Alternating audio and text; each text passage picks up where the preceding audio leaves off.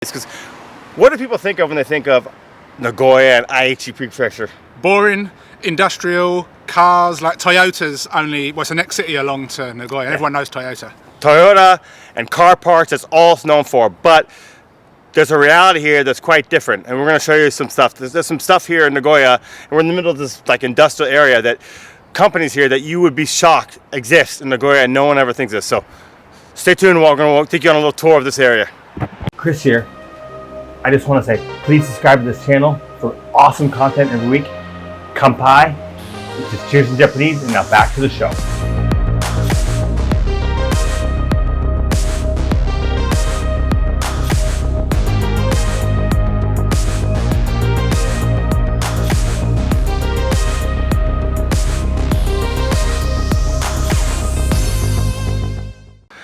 Yo, Chris Blair from Beers in Japan. I'm sitting with my friend Adam Payne. Hey guys.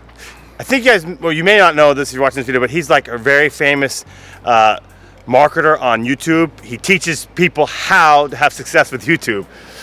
Tell us just a little bit about what you do. Yeah, I run a membership site called Video Marketing Insider. I've been running it for many years. I own the YouTube ad software.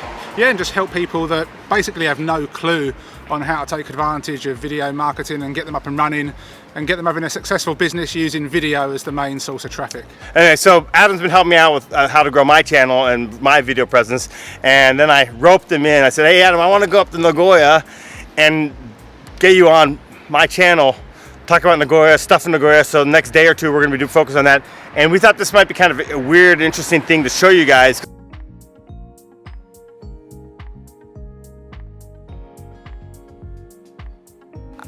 One of the reasons why we're filming here in Nagoya now is because this is a cool little city of 2.4 million people, roughly? Yeah, it's about 2.2. Yeah, that's right.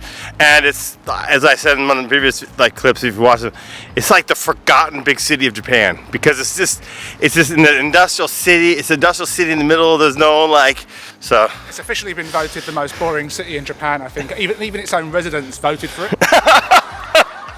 But it's actually a fun little place to come hang out. I've been here in my 20 plus years living in Japan. I've been here several times and I always have a good time. So I mean, to me, this is a great little place, which is why I wanted to show it on this channel. Nagoya's up there. Nagoya's definitely up there. But their baseball stadium's quite away from here. It's about, probably about 25-30 minutes by car.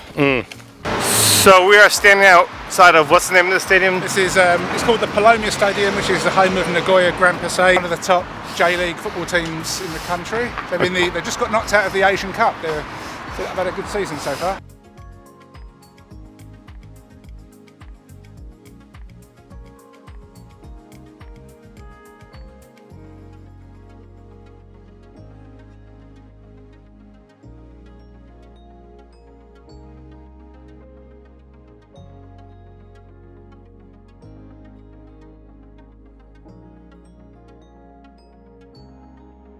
We're just as we're doing on this walking tour, we're just gonna show you guys a little about Nagoya here. Yeah, it's not all temples and shrines. Not all temples and shrines. Especially in Nagoya. Actually, where I live in Kyoto, it's more temples and shrines, but... This is the land that time forgot, this little street. There's a nice car park over there. The land that time forgot, yeah. Still here, man. Now, by the way, warning to anyone who visits, wants to live in Japan or Japan, this place is addictive. The amount of people who are, I came for a year, I came for 6 months, I came for 3 months. Our good friend James Brown, he lives up north, and I'm going to do a video with him here in the future. Lives in Fukushima, which is famous for the earthquake. He came on a 3-month stay, and he's been here over a decade now. Yeah, it happens, man. It's just such a great country to live, it really is. It's just so safe. Safe, people are nice, clean, good food. I mean, it's not perfect. I mean, there's no perfect place, but just the overall package. I mean, all the little things just add up. Yeah.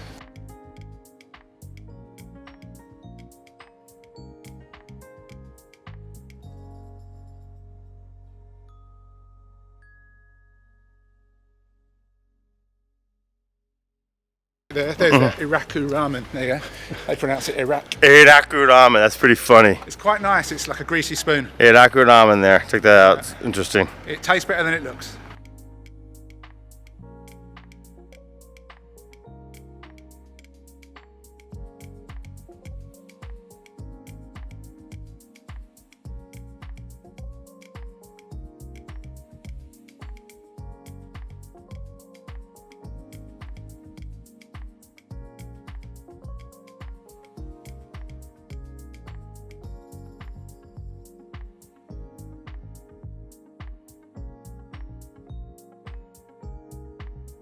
As well. What's this? A mocha. A mocha. So this is a kids thing, kids toys. Yeah, interesting. Kids toy shop. This is actually interesting. People are getting a real feel.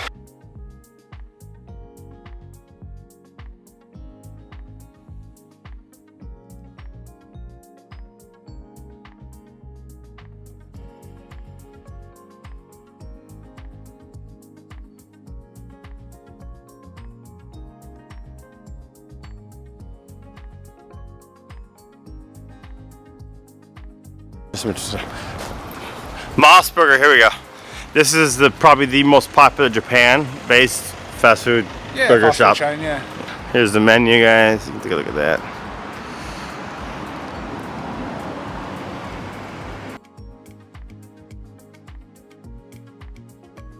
This is popular, really, really popular in Japan. This is called Motsunabe.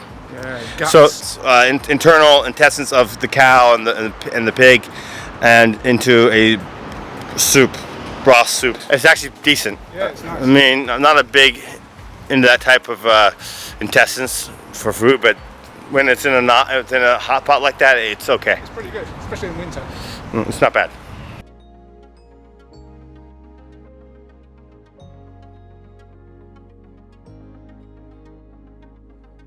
Just so you guys know, if you're ever looking at a map on where we are, we're around. We walked all the way from Horita Station to Aratama-Bashi Station. Now, I know most people won't care, but if those who want to know, there you go. Anyone who knows anything about Japan knows that baseball is big here. They won the the first 2 World Baseball Classics, right, which is like the World Cup of baseball. It's a big sport. A lot of them Japanese are playing in America, but having some success too. So there's a batting center right there. Right, actually, this batting center is pretty darn common. Actually, yeah, there's lots of them around. You can find a lot of batting centers. I don't know if this one's open. This one's open there. You can See? Yep. The batting cages there.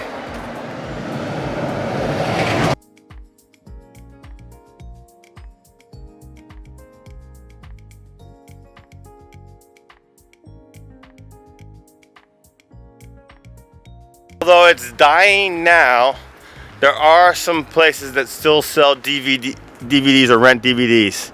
I mean, it's almost dead, but it still exists here in Japan. And this is like this one looks like a dodgy one. I can't get too close there. Get my YouTube channel in trouble.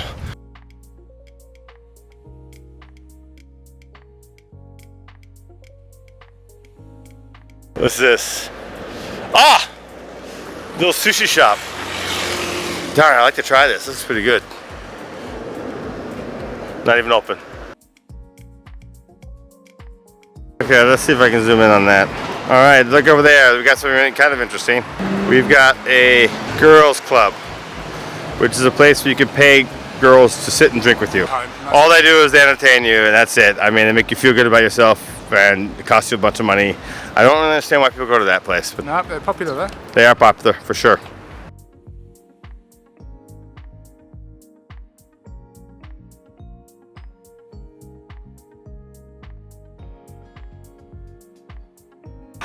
Okay, so we're standing out in front of a massive Pachinko Parlor. Now, what Pachinko is, and I wish we can get a good shot. They don't really like you recording inside. So, oh, here we get a little bit. You can see it's like a, how would you describe it? A pinball? It's kind of like a pinball gambling game where you put some money in and these balls fly around, and if they go in the right places, you can get like money, or you can get coupons for prizes and stuff. Yep. I'll explain. The way they do the money is really funny, but Adam, you were just saying that Pachinko came from Nagoya? So I've heard, yeah, people have told me that Pachinko originated in Nagoya. It's funny, it's from Nagoya. Apparently so. Apparently so. I've had a lot of people that are in Nagoya saying it originated in Nagoya, and yeah. I didn't know that. Obviously it's spread all around Japan now, but and a lot of the Pachinko parlors used to be owned by Koreans as well. I don't know if they still are, but... What's funny about Pachinko is this. So you know how they actually collect the money, right? Oh, go on. How's that? Okay, so there's no gambling in Japan. It's illegal. Oh yeah. So when you win at Pachinko, you get a prize, like a 45-year-old man really wants a big giant stuffed animal of what they do is somewhere near here, and we're not doing a Pachinko video here, but somewhere near there's a shop that for some magical reason is near every single Pachinko store around, and they love to buy back those prizes. It's just an amazing coincidence. They usually got these bars on the window. Yeah. And they've got some little old lady or old man kind of sitting inside, and yeah, it's miraculous that they happen to be near the Pachinko bar. Yeah, and they buy back the gifts. I mean, no matter what it is you want, they'll buy it from you for cash. It's a coincidence. Yeah, there's a lot of these coincidences in Japan. Convenient coincidence. Convenient coincidences, yeah, there's a lot of convenient coincidences. All right, let's continue on our Nagoya journey here. You know, I have to admit, until you told me yesterday when we were at drinking beer, I didn't know that this existed here. I know the company Brother, but... Yeah, Brother's a massive company. They're like in the industrial centre of Nagoya. They used to sponsor Manchester City, like famous British football team, make sewing machines, computer parts, all kinds of stuff. And it's right bang in the middle of Nagoya. I never knew that. I was kind of shocked by that. So here's the Nagoya main office right here. I mean, this is their main office right here in the heart of Nagoya. So it's an electronics company, not a car parts company. Makes a change. Major change and surprise.